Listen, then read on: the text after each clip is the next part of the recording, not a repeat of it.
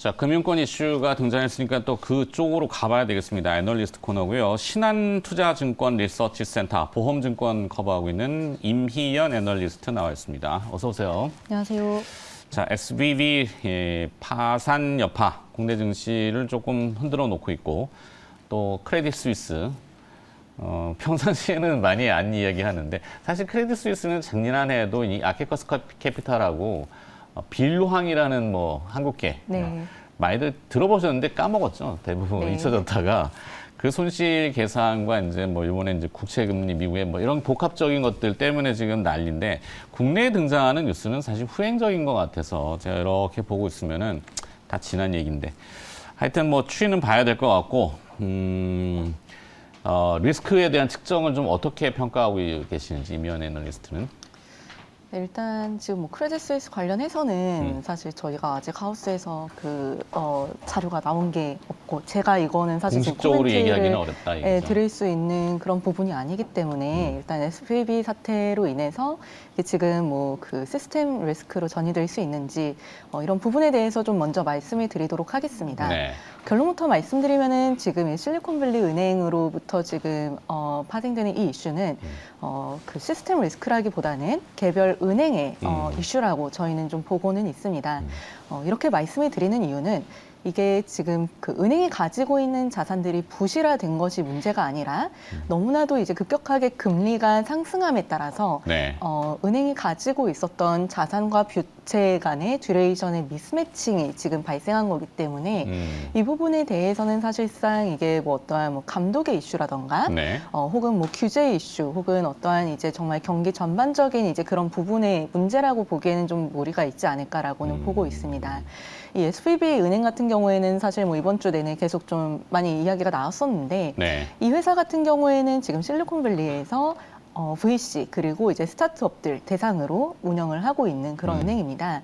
근데 이제 이런 은행들 같은 경우에는 지금처럼 긴축이 이제 가속화될 때에는 아무래도 고객들이 예금을 빠르게 인출하고자 하는 니즈가 많죠. 네. 뱅크런 이른바. 그렇죠. 그런데 이제 이 회사 같은 경우에는 자산들 중에 50% 이상을 채권에다가 투자를 해둔 거예요. 그러다 보니까는 금리가 이제 지속적으로 상승을 하니까 채권에서 떨어지고. 가격은 떨어지고 이제 그 고객들은 지속적으로 이제 예금을 인출하고자 하고 하면서 여기에서부터 이제 이슈가 발생을 한 건데 복합적인 거군요. 굉장히 복합적이죠. 그래서 이제 결국에는 지금 뭐 이제 뭐 경기단에서는 네. 앞으로 이제 금리가 상승하는 속도가 조금 이제 둔화될 수 있지 않을까라고 저희는 보고는 있고요.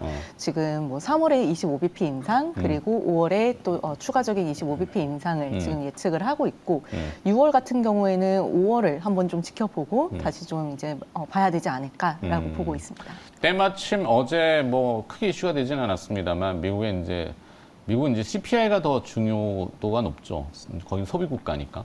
근데 생산자 물가가 4%대로 내려왔는데 아무도 그거에 대한 별로 얘기 잘 안 해요. 물론 인플레이션은 두고 봐야 되겠습니다만 미국 연준에서는 금리 인상 속도, 긴축의 속도를 늦출 만한 명분이 이제 두 가지나 생겼잖아요.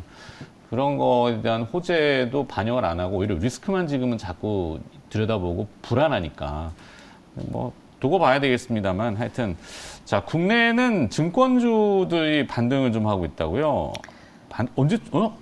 반등은 안 했군요. 네. 앞에 것만이라도. 네. 자, 증권주의 반등은 언제쯤 가능할까? 오늘 또 아침에 나오는 얘기가 이제 막 흔들어대면은 시세가 내려갈 때 반대 매매, 네. 담보 부족, 막 이 얘기들 막 도출시키던데 증권주의 반등은 언제쯤 가능할 거로 보시고 최선호죠? 선택적인 거.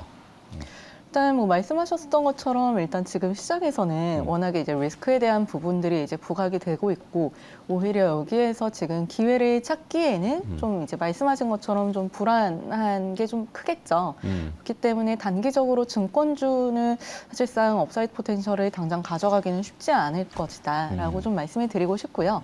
추가적으로 이제 작년부터 지속되어 온 이슈죠. 부동산 PF 쪽에서 아직까지도 모든 이슈가 다 해소되지는 않았습니다. 작년 작년에 이제 제가 말씀드릴 때에는 뭐 유동성 리스크라던가 뭐 신용 경색 이런 부분들을 말씀을 드렸는데 지금 유동성이라던가 신용 리스크는 굉장히 많이 이제 해소가 됐어요. 하지만 문제는 아직까지도 부동산 시장은 회복이 되고 있지를 못하다는 거죠. 네. 결국에는 이 부동산 시장의 업황이 중요한데 이게 회복되기 전까지는 증권사들의 경상 이익 체력은 지속적으로 악화될 수밖에 없고 네. 이 부분이 회복될 때 그리고 시장이 추세적으로 반등이 가능해질 때 좀 이제 업사이드 포텐셜을 기대해 볼 수 있지 않을까 싶습니다. 네. 네. 그렇죠.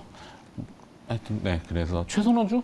네, 뭐 증권주 최선호주로는 키움증권을 키움증권. 말씀을 드리고 있고요. 소비자 리테일 세일 뭐라 그러지? 일반 소비 한국말 생각이 안 나네. 아, 개인 투자자. 네, 개인 투자자 네. 비중이 높은 키움증권을 최선호주로. 네. 알겠습니다. 자, 보험주로 또 넘어가 볼까요? 보험주는 새로운 회계 기준에 대해서 지속적으로 이미연 애널리스트가 많이 얘기해 주셨던 기억이 나는데 주가는 이 모멘텀을 받지는 못하는 것 같아요. 네. 맞나요? 좀 일시적으로 받았다가 최근에 조금 받았다가? 토해냈죠. 네. 네. 오늘 제가 이 대본을 제대로 못 읽는데 난독증인가? 좀 많죠. 네, 많아요. 네. 네. 아니, 그래서 자, 화면에 나가고 있으니까. 네. 지금 이제 증권주 같은 경우에는 최근에 이제 IFRS 17 관련된 수치들이 4분기 실적 발표, 즉 이제 2022년 결산 컨퍼런스 콜에서 어느 정도 좀 이제 공개가 되었습니다. 증권주가 아니면 보험주? 보험주가요. 보험사가, 네. 그리고 IFRS 17 관련된 이제 수치들이 이번 3월 들어서 감사 보고서에 포함이 되기 시작하면서 다시 한번 이제 그 숫자들을 좀 이제 확인을 할 수 있는 기회들이 주어졌는데요. 네.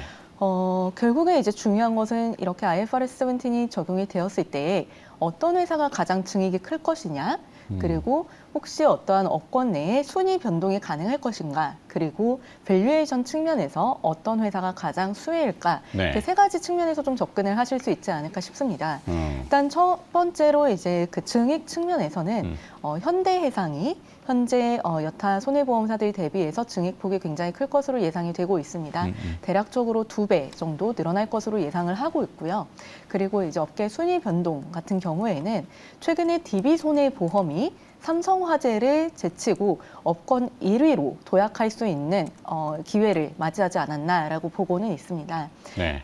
이 기준은 보험 영업 손익 기준이고요. 사실 금융회사들 같은 경우에는 잘 아시겠지만 순위 변동이 쉽지 않습니다. 왜냐하면 기본적으로 그 히스토리가 굉장히 중요하죠. 그동안의 이제 트랙 레코드라던가 어떠한 상품들을 중점적으로 팔았는지, 그리고 얼마나 많은 고객분들을 가지고 있는지, 영업 채널의 경쟁력이 어떠한지, 이러한 부분들 때문에 일반적으로 금융회사의 순위는 변동되기가 어렵습니다. 네. 특히 이제 자본의 이슈도 있고요. 그런데 여기에서 이제 최근 30년 동안에 딱 한 번 순위 변동이 있었습니다. 네. 바로 메리츠 화재가 신계약을 삼성화재보다 더 많이 팔면서 신계약 측면에서 업계 1위를 기록을 했었던 거죠. 근데 이번에 DB손해보험이 다시 한번 업계 순위 변동을 야기를 할 수 있다.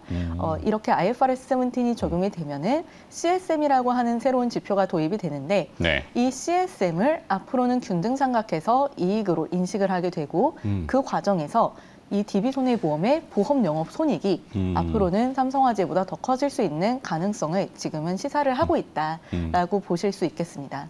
근데 보험사 빅3 중 한 곳이 올해 그 건전성 지표인가요? 킥스? 네. 여기 적용 유예를 좀 신청했다. 이건 뭐 큰 이슈가 되지 않았습니까?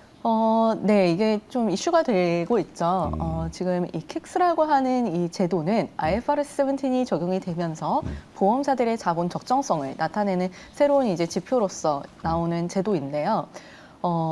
지금 빅3라고 하면은 뭐 삼성생명, 하나생명, 교보생명 이렇게 세 군데를 꼽으실 수가 있는데 이 중에 현재 언론에 나온 바로는 교보생명이 1년 유예 신청을 했다라는 것이고요. 네. 결론부터 말씀드리자면은 여기에 대한 우려는 굉장히 제한적이다라고 말씀을 드리고 싶습니다. 네. 왜냐하면은 교보생명은 지금 비상장사이고 상장사인 삼성생명, 하나생명 같은 경우에는 이러한 이슈가 지금 제한적이기 때문이라고 보시면 되실 것 같습니다.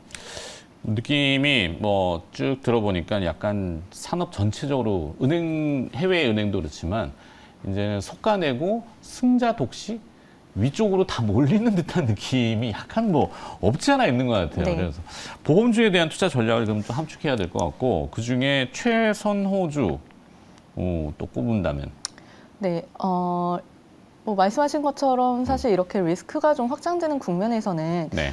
조금 더 이제 크고 안정적인 이제 금융회사에 대한 선호도는 분명히 그러겠네요. 높아질 수밖에 없지 않을까 싶습니다. 음, 이런 관점에서 놓고 봤었을 때 지금 보험업종 같은 경우에는 현재 상장되어 있는 보험사들은 대부분이 지금 자산 건전성, 자본 적정성 측면에서 굉장히 할 만한 부분은 없다.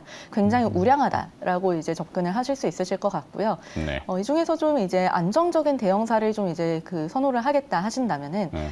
생명보험 업종에서는 삼성생명 그리고 삼성생명. 손해보험 업종 내에서는 DB손해보험과 현대해상을 좀 관심 있게 보셔도 좋으실 것 같습니다. 하지만 네. 여기에서 이제 플러스 알파를 조금 더 내시겠다 하신다면은 저는 삼성생명과 하나손해보험도 굉장히 이제 안정적인 선택지라고 말씀을 드리고 싶은데요. 의외네. 네, 왜냐하면은 지금 IFRS 17이 적용이 되면서 하나손해보험 같은 경우에는 자본 잠식 우려에서도 완전히 해소가 되었고 네. 하나생명 같은 경우에도 과거에 익스포저가 컸었던 고금리 확정형 부채로부터 발생하는 역마진이 모두 다 해소될 것으로 예상되기 때문에 실질적으로 지금 모든 보험사들 다 긍정적으로 보셔도 됩니다. 네. 근데 이제 여기에서 이제 조금 더 주가가 안정적으로 이제 상승을 하느냐 아니면 조금 더 이제 변동성이 크냐의 관점에서 이제 접근을 하는 건데 저는 하나생명과 하나손해보험 역시 좀 안정적인 초이스로 말씀을 드리고 싶습니다. 네.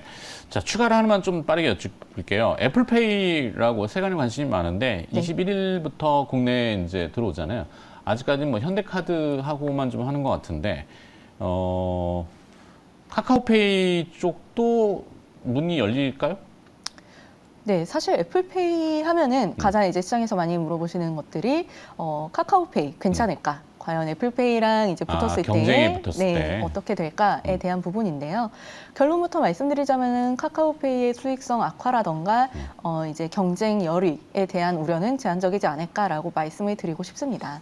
네, 일단 수익성 같은 경우에는 카카오페이는 알리페이와 이제 제휴를 통해서 그 알리페이 유저들이 국내 카카오페이 가맹점에서 결제를 하게 되면은 네. 여기에서 이제 알리페이와 프로핏 쉐어링을 5대5로 하고 있고요. 반대로 해외에 특히 이제 일본이라던가 싱가포르 같은 국가에서 알리페이 가맹점에서 카카오페이 유저가 결제를 하게 되면은 여기에서도 프로핏 쉐어링을 하게 되는 구조이고 이 망을 거의 이제 쉐어링하는 상태로 보실 수가 있으세요. 네. 그래서 오히려 리오프닝 관점에서는 수혜주로 보실 수 있으실 것 같고 그리고 지금 뭐 애플페이랑 카카오페이는 실질적으로 크게 지금 경쟁할 수 있는 범위가 다르다라고 보시면 좋을 것 같습니다. 네. 이렇게 정리하도록. 신한투자증권 리서치센터 보험증권 커버하고 있는 임희연 애널리스트가 여러 가지 금융 쪽 얘기를 들어주셨네요. 고맙습니다. 감사합니다.